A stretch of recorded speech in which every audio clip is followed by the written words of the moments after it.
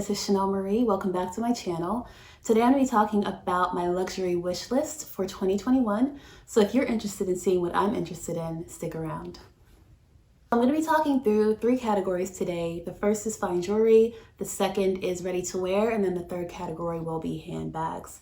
To start it off with fine jewelry, the first thing on my list is a ring from Hermes, specifically the Échappe line or the Échappe line. I'm not sure how to say it, but I'll post images here on the screen. So I think, stacking rings are really trendy and popular, but to me, they require too much effort. I would rather just have one kind of statement piece of jewelry that I can put on and that kind of stands alone. I don't have to, put too much effort into my accessories. And this ring fits the bill for me. It comes in two variations. So one is just pure rose gold, and then the other version has diamonds in it. I think I'm leaning towards the plain one just because I want this to be an everyday kind of no muss, no fuss type of ring. If I put diamonds into it or get the one with diamonds, it becomes a little bit more high maintenance. Like I have to be careful, I have to get it cleaned, and I'm not sure that I want to go through all of that for an everyday piece. So I plan to go into the store, try them both out and see which I prefer, but right now I'm leaning towards the plain rose gold version. So the next item on my list is also a ring, and it's by Bulgari, and it's kind of their classic ring for their line. It's just called the Bulgari Ring. So what I like about this one is that the centerpiece of the ring is interchangeable. So you can flip it, and on each side there's a different kind of inlay. So on one side it's just plain mother of pearl, and then when you flip it, there are actually diamonds on the other side. For me, it can't get any better than that. Like in terms of value for money, getting basically two rings in one is a total win. I don't know why this ring is not more popular, but it's certainly on my list. And for me, it's going to be a priority to get this in 2021. I just love the idea of being able to kind of wear it different ways. And again, get a lot of value for my money on this piece. So the last item that's definitely on my wish list in terms of fine jewelry is a Van Cleef 5 motif vintage Alhambra bracelet. So I purchased the vintage Alhambra pendant necklace in solid gold last year, and I really, really like that necklace. Again, very easy because it's solid gold. I don't have to worry about, babying it or taking care of it. And I think a matching bracelet would be a good addition to my jewelry collection. So I'll put a picture up on the screen here. This one is quite expensive. It's solid gold and there are 5 motifs. So I think this runs something like $4,200 right now. If I get this, it'll be because something really good happened this year and there was an inflow of cash into my bank account. But even if I don't get it in 2021, it's certainly a piece that's going to stay on my wish list because I want to add it to my collection one day. One final piece that I'd like to add to my wish list is a white gold piece. As I'm starting my fine jewelry collection, I find that I'm leaning towards yellow gold and rose gold, but I think sometimes, white gold is appropriate for some of my outfits. So I haven't come across anything yet that I want to add to my wish list, but if you have any recommendations for really nice white gold pieces, please leave a comment down below and I'll look into what you recommend. All right, so next I'm going to talk about ready to wear, and I have a couple of pieces on my ready to wear list. The first is a blazer by Alexander McQueen. So when it comes to blazers, I think there are kind of 3 fashion brands that do them really well. The first is Balmain, so we all know the Balmain blazer. Tom Ford is a classic, and then there's Alexander McQueen.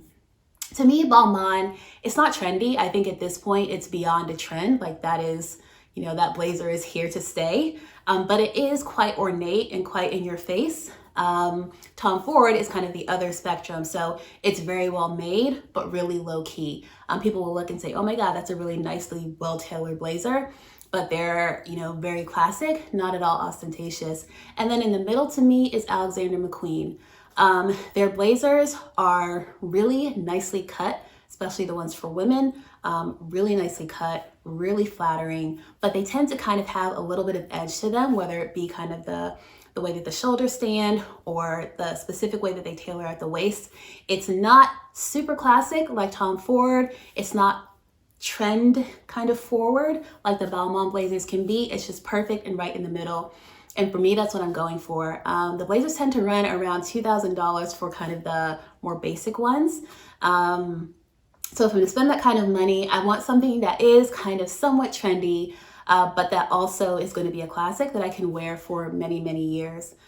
So that one definitely on my list. Next up is a statement trench coat from Burberry. I don't own a Burberry trench coat. I feel like, their classic kind of khaki or tan trench coats don't really fit into my wardrobe right now. I think maybe in 10 years or so when I'm dressing a little differently, I will definitely want one of those. But for right now, I think I want something a little bit more interesting. And luckily, Burberry each season, they do come out with kind of more interesting takes on their trench coats.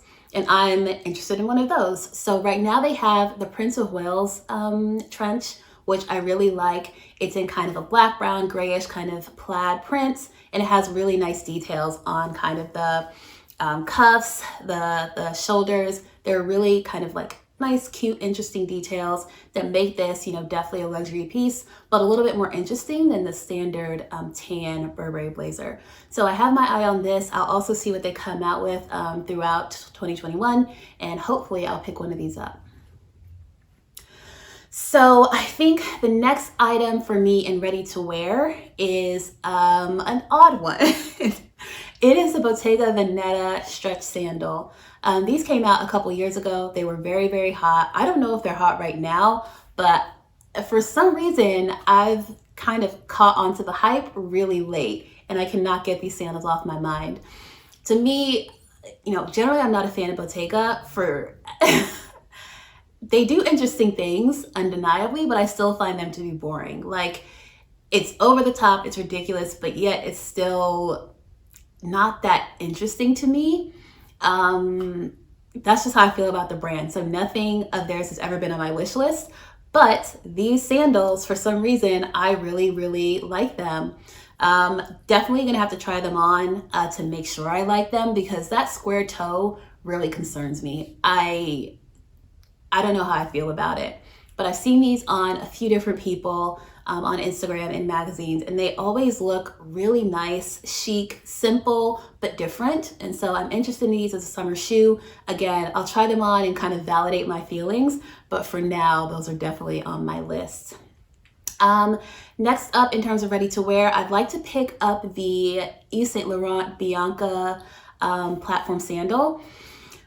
These, I don't know, like, I love a good brown shoe. I love a good brown anything, just because it always matches. It's so easy to pair with anything that I'm wearing, because I'm a brown person. If I put on something that's brown, it's automatically gonna match.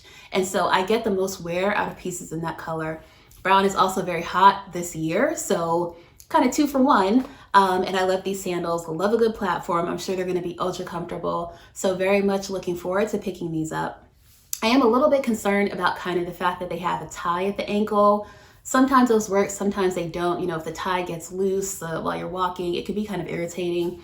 But I'm hoping that because these are suede and not a smooth leather, that they'll kind of stay in place and not be as prone to knot slippage as a leather ankle tie sandal. So those are on my list. And the last ready to wear item that I'd like to pick up this year is the 30 Montaigne belt from Dior. I do not own any branded luxury belts. Kind of when I say branded, I mean a belt buckle with kind of a logo motif. I think some of the super popular ones are like Gucci, Hermes, and those are a little bit too recognizable for me. I like something a little bit more low-key, because I do intend to wear this to work. The belts that I have right now, most of the time when I'm wearing them, it's to go to work. So I don't want anything too flashy for the office. I think the Christian Dior 30 Montaigne belt is perfect, because it's, a Christian Dior kind of logo there. If you know, you know, but most people aren't going to see that and be like, oh, that's a very, luxury piece that you're wearing. It's just nice, low key, but it is going to give me that quality so that I can buy this belt and have it for many, many years. Timeless, high quality, Christian Dior. Can't really go wrong. Okay, so the last category I'd like to talk about is handbags. And of course, most of my wish list items are in this category. First up, I would like to purchase a Chanel Deauville tote. I'll put an image up here of a version that I'm looking at on Fashion File. So I'm hoping that in 2021, I'll be able to travel a bit more than I was able to do in 2020. Typically when I travel, I take a backpack, and it's a really cute, chic little backpack. But I find that once I reach my destination, it kind of just stays in my hotel room. I don't really use it while I'm there. I feel like a tote will be useful as kind of a carry-all for the flight, just tuck it under my seat, but that I'll also be able to use it once I get to my destination and make it a part of my wardrobe while I'm there. So for that reason, very interested in a tote. I think a Deauville in canvas should be pretty durable. I should be able to hopefully spot clean it as needed. So probably gonna pick one of these up this year. Yeah, I think that's probably gonna happen. Next up is a Chanel boy bag. So I used to have a boy wallet on chain. I had that for a few years, sold it last year because I had outgrown it a little bit. I found it difficult to kind of fit all my essentials into that bag. So I wasn't reaching for it and decided to get rid of it. But I miss the boy kind of silhouette in my wardrobe. I found it very wearable, very easy to kind of fit into my wardrobe and my outfits. So I think I'm gonna pick one up in the medium size. I can't wait to get it because I, again, really miss the wallet on chain and kind of what it added to my outfits and my looks. So again, the Chanel boy is probably going to be a 2021 addition to my collection for sure. I guess the last Chanel bag on my wish list is going to be a reissue. So I picked up a reissue in the 224 size last year, and I'm in love with that bag. Like, I think the details on that bag are truly unique to Chanel. And I think the detail I'm talking about primarily is the chain. So the chain on the Chanel flap, kind of the interlocking kind of leather chain link kind of chain on the classic flap, is very replicated. You see it all over the place. But the chain on the Chanel reissue is beautiful, and it's not been recreated anywhere else as far as I know, because it is truly a piece of, it's like a work of art. It's totally unique to that bag, and I feel like it just gives it so much character. It's also very comfortable to wear. I think the chain, which I've been talking about for like the last 30 seconds, definitely has made me fall in love with the reissue bag. And I just kind of like the heritage that it has as a Chanel piece. So I think I want to pick it up in two combinations. So the first is so black, that's all black hardware, and then black leather of some sort. I've seen one in patent leather that I really liked. I think in a so black, the patent leather is not overpowering like it can be if you have kind of a differently colored hardware. I think in the so black, the patent is actually really nice. So maybe I'll pick up a version like that. I also want to get the classic kind of reissue combination, which is aged calfskin with gold hardware. I would love to pick that up as well. So hopefully I add a reissue to my collection this year. I'm not sure if I'll go with the 224 again. Again, it's kind of small, but maybe I'll do a 225. We'll see. But reissue, definitely on the list. So next up is the boy wonton bag.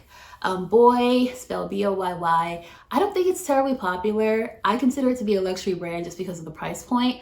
But again, I don't see them very often. However, they have this really cute bag called the wonton bag. And it's called that because you can actually fold it up and interlock the handle so that it looks like a wonton. And it's really charming, really cute. So when it's not kind of folded up, it is actually very similar to the Lindian shape. So it has kind of the two handles on each end.